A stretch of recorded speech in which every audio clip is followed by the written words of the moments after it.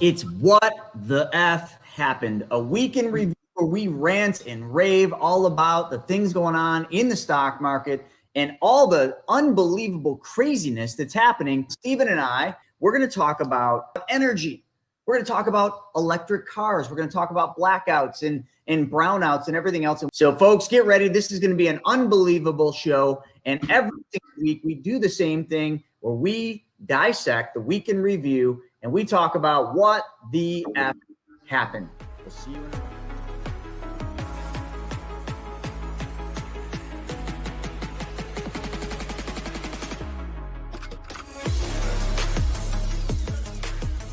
Now, I want to talk about the Olympics. Stephen, let's hit the Olympics. What do you think's going on with the Olympics? Do people even know that the Summer Olympics are going on? Like pretty soon, like I don't even think people even know that.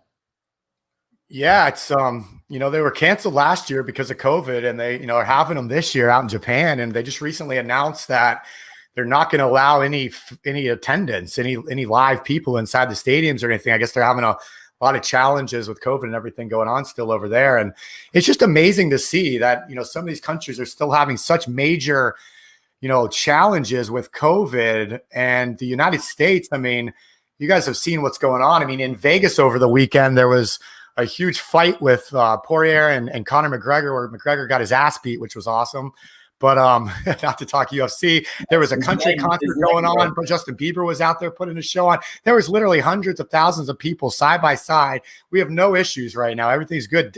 Delta Airlines just had its most profitable week in years since before the pandemic, because people are starting to travel again and everything's wide open. But yet over in Japan, they can't even allow a few fans into the stadiums to watch Olympic events. They're going to lose hundreds of millions of dollars. It's absolutely amazing to see what's going on in different parts of the world. It is, but yet you got the Olympics and they're making some, I think, big mistakes there. So let's just look, we've got breweries pledging 100 million to sponsor the Olympics, and you got all sorts of stuff happening here. But yeah, envision stadiums full of people. If you keep reading there, I mean, no spectator rule limits marketing opportunities. It's gonna be interesting. The only reason I wanted to bring up the Olympics is most people don't even know the Olympics are going on right now. So does that tie into the markets? Well, it kind of does, because it ties into this insanity that COVID has created in this fear, and it's just kind of stemming all the way through to things even like the Olympics. So the other thing too that I thought was worth talking about, we hit this last week in What the F, but you know what, it still hasn't gone down. And just this weekend we had a live event here in Buffalo, New York, and we had 3 power outages. The power, for no apparent reason, just flatlined. They call them blackouts. We had blackouts. We were literally doing the training with lights from our cell phones. But there's a couple other places that have a lot of these kind of blackouts. Let's talk about California. Stephen, you know a thing or two about California and their blackouts and brownouts, right? Yeah, it's a big problem out there. I mean, when there's a lot of pressure on the power grid, they don't have the infrastructure in place to supply. They've gone into a lot of green technology and new technology, and they're really relying on it. It's not always as reliable as we want it to be. So they've had a lot of challenges. I know, Texas ran into some challenges this last year and caused some deaths and things like that. So it's an interesting time when you're seeing, we talked about it last week, just how, these people have so much invested themselves into this green energy and making this work and making it happen. And it's, there's so much debate there, whether we're ready for it, whether, it can actually sustain, our lifestyles. It's rough when you're losing power, especially when you live in places like Florida and Southern California and Texas in the summertime. It gets hot, and I know it gets hot all across the country, and it's just, that it kills people. It's crazy. An interesting thing, is Texas. This is another report here. Texas operates its own electric grid to avoid deregulation by the FERC. Texas is like its own country. They try to just kind of not have anything to do with anybody else, and they try to do it themselves. Now in February, yes, they had a deep freeze. That deep freeze wasn't just Texas; it was many states down there, and their power grid couldn't handle it. But other than that, I haven't really heard of any brownouts or blackouts in Texas similar to what I see in California. Now, I live in Buffalo, New York, and if any of you know, we have Niagara Falls here. One of the wonders of the world. Niagara Falls produces an ungodly amount of energy. We have a giant energy plant and we go fishing down there. It's actually scary to see because it's so big. So we produce a lot of energy, but one of the things that's interesting about the energy we produce here, it's 10 minutes, from where we live, 15 maybe if you're driving slow. And because we produce all the energy, you would think we'd have cheap energy. Absolutely not. Our energy doesn't stay here in Niagara Falls and Buffalo. They ship that stuff to New York City. They ship it out to Florida and to California, wherever they need it. Our power doesn't stay here. But here's the thing. The state of California, and I'm just going to read off this, produces enough energy to meet demand. That's a lie. It does not. A report showed that in 2019, California generated 202,000 GWH, what is that? Gigawatts, I think it is. I'm not an energy guy. Gigawatts, but consumed 250 gigawatts of energy. Correct me if I'm saying that wrong. But the state imported the rest. So this is a touchy subject. And the reason I'm picking on California, because California in 2020 suffered severe brownouts and blackouts. And that was because they can't so much create the power they need. They have enough power, but they don't have enough power at the right times, because at the right times, that power is all getting used. For example, in the mid-afternoon when it's 100 degrees, it's not just 100 degrees in California, it's also 100 degrees in Arizona and in other places out there. So when they need the power, they don't have the power. So California actually came up with the California Independent System Operator, which is obviously appointed, and to no surprise, the commission is very one-sided. So what they did is to meet the demand, they started prioritizing where power went. So when California is having power shortages, they basically get precedence over Arizona, who probably is also having power needs at the same time. So now instead of California having brownouts and blackouts, you'll probably see Arizona with the same brownouts and blackouts, because California is only generating 80% of the power it needs. So why do I even talk about this? What a boring topic, Chris and Steven. Here's why. There's a giant push for electric cars. So now with the grid's already strapped, the grid's already stressed out. Here in New York, we have problems with some of our grids. And now what we're going to do is we're going to basically have every car manufacturer pump out electric cars. We're going to replace those inefficient, gas guzzling, carbon producing monsters, i.e. my truck, which gets 8 miles to the gallon, and all these other cars. We're going to get rid of them, and we're going to bring in these electric cars, which are great for the economy, great for the environment. But how are we going to charge our cars? Peak day? Are you going to just have to sit there and be like, oh, I'm out of energy, and there's blackouts, we can't use our power? Like California limits the amount of power.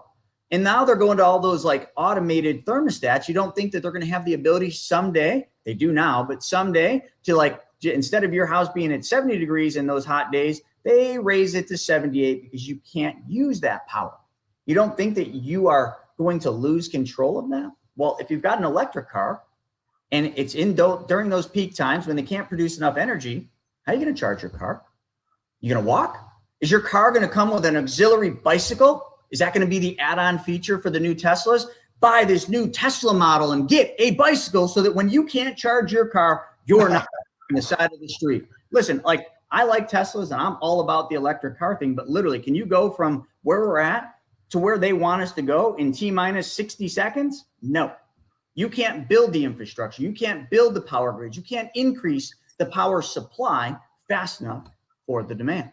So are we going to see more blackouts? I don't know. Is this something that Tesla's working? So every time I bring up Tesla, to me, Tesla is the most overvalued company on the stock market almost. What their PA is like 680 or something. I was looking at it yesterday. I was just trying to figure out what is up with Tesla. And every time I talk to my friends that are pro Tesla, own tons of Tesla stock, they always tell me it's not the car.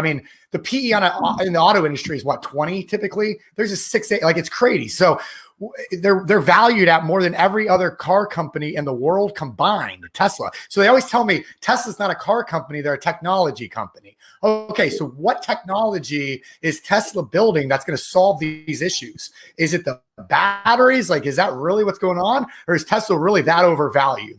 This is a stock show. What do you think about Tesla, Chris? Not should you buy or not. What do you think about just the company? What are they doing? Well, I like the company and I've invested in Tesla. I've sold all my shares because just like you said, I feel like it is crazy overvalued. But then people say, oh yeah, but they're going to space. They're going to go to Mars.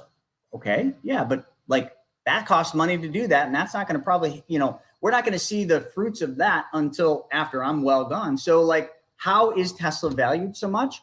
I'll tell you how. The same reason the stock market is going straight. The markets are driving on everything but fundamentals, everything but actual real data. What the markets are driving on is investor confidence. So Stephen, Elon Musk is a smart guy, no question. Tesla is a unique idea. SpaceX is a pretty awesome thing, but it's all driving consumer or investors' confidence in the company. So the more confidence people have in Tesla and in Elon, the faster that stock goes up in value. Again, until like Mike Tyson says, until you get punched in the face. I'll give you a great example. I just read this earlier. Let me just pull it up real fast. But I'm talking about not SpaceX, the other one, the Virgin Galactic. Oh yeah, Virgin Branson. So he's been all over the news, right? Yeah. So Richard Branson was the first guy to go into space this last week. Did you see that, Chris? I did. Yeah.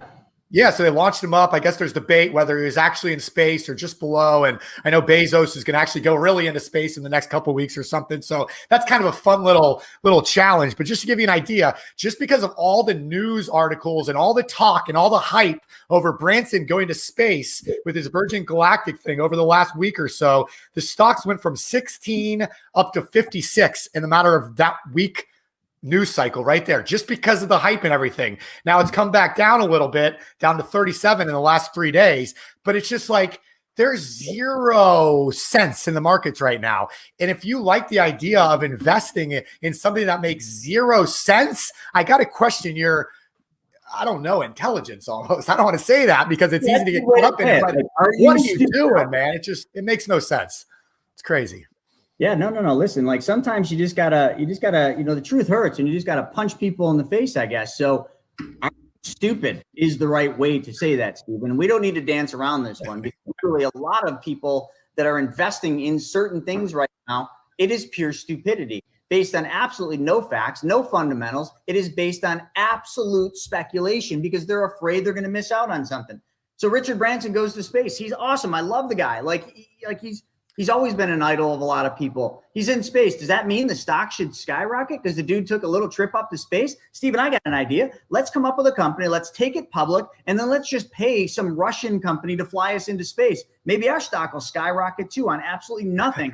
We'll pay for that trip into space because I guarantee you we can find some company that will take us into space with one of these, buy now and pay later situations. Maybe we can do it on credit. Maybe we can get Russia or some Russian space company to fly us to space on our credit. And then we'll just say, hey, we'll pay you later when our stock goes from $0 to $100 a share because we did a TikTok or we did an Insta story from space and said, hey, buy our stock. Look we're in space. You're not thinking big enough either. We're going to the moon, baby. Forget space. We're going all the way to the moon. Let's do it on credit. This is what the F. Later. Why are we talking about space? Let's go walk on the moon. Yeah, baby. There's some aliens up there that they're not telling us about. Oh, actually, that was in the news too. Did you know that there's aliens on the moon? Like, I didn't know this either, but recently I saw an article, probably not a real one, but hey, they went there and saw aliens. Anyway, I digress. I'm just joking here, folks. We're having some fun with you because this is What the F Happened, a week in review of the markets where we rant and rave all about what's going on. I hope you guys are enjoying this. Let's get to some of these questions. Let's see. So Lynn says from Facebook, no, the whole green energy thing is dumb. Okay. So I like this because we are not ready to sustain it yet. I agree. We have solar on our house, but we try to go only green. If we try to go only green, it will not work. And, there's a lot of people putting solar. This is somebody that has solar on their house and they're saying it's not going to work for fully going off grid. So is it possible for us to really go off grid? I don't know. It's interesting. I think someday we'll be able to do that. Let's see. Do they let you sell your energy back to the grid, Lynn? That's an interesting question. Colleen was asking, the other person on Facebook, are they allowing her to take the energy she's not using and sell it back to the grid? Because those people in California need to charge their Teslas. So please sell your damn power back to the grid so we don't have these blackouts anymore. Yeah, they do that in Florida. We have FPL here, and it's one of the best energy companies in the country. There we go. Why is it that everything in Florida is the best in the country every time we talk? I'll let you come up with your own conclusions on that one, but I got my own opinions. I won't get into I'm right now. Stay away from that one for today, but we'll get that. Well, Catherine here something, and she has solar and she loves it. My friend Bob put solar panels on and he loves it too. She said, my bill was $2.95 in 108-degree weather. Now, sign me up for that one. But are you able to sell your power back to the grid? And that would be the question we were trying to get. Let's see, we got another one from Facebook coming in here. Julie said, yes, but they buy at pennies and sell back at dollars. Oh, it sounds like the banks. See, you all give control to the banks. And what do the banks do? They turn around and give you back your money 400 to 1,300% more than what they're paying you. Sounds just like the energy company. You know, you ever think maybe there's some connections here? We get nothing for our extra solar we produce and sell back. Them sons of bitches are ripping you off, Julie. Anyway, let's see. We're all coming to live near you in Florida, Stephen. All right. You got some followers and they're all coming to you. Let's see. A couple of years ago, we got money back, but now we have 2 extra people. So my electric bill last year was $750. We used more than we generated. Well, Lynn, at least it was still pretty cheap, you know? So I guess you got some things that we can do there, but you know, whether it's the fear and greed index, whether it's comparing 1926 to 1929, right up to today's patterns and what's going on in the stock markets, whether it's Branson or I don't know, who's going to space next, did you say? Bezos is going to space pretty soon. Mark Zuckerberg will be up there. It's just going to be one party. Let's get Coolio and Snoop Dogg up there, and then we got ourselves a real party. But all the human aliens are going home. Yes, I think the party begins when we make it to the moon and start partying like it's 1999 all over again, because it's going to be partying like it's 2022, because then after that, it's all over and we're just going to stay on the moon with Snoop Dogg and Coolio, and we're going to have a good old time. So folks, I hope you guys enjoyed this episode and this week's version of What the F Happened. Join us next week, same time, same place. All right, if you like that video, make sure you check out this video right now. And also don't forget, subscribe to my channel and don't ever forget to smash that alert button. We'll see you on the next one.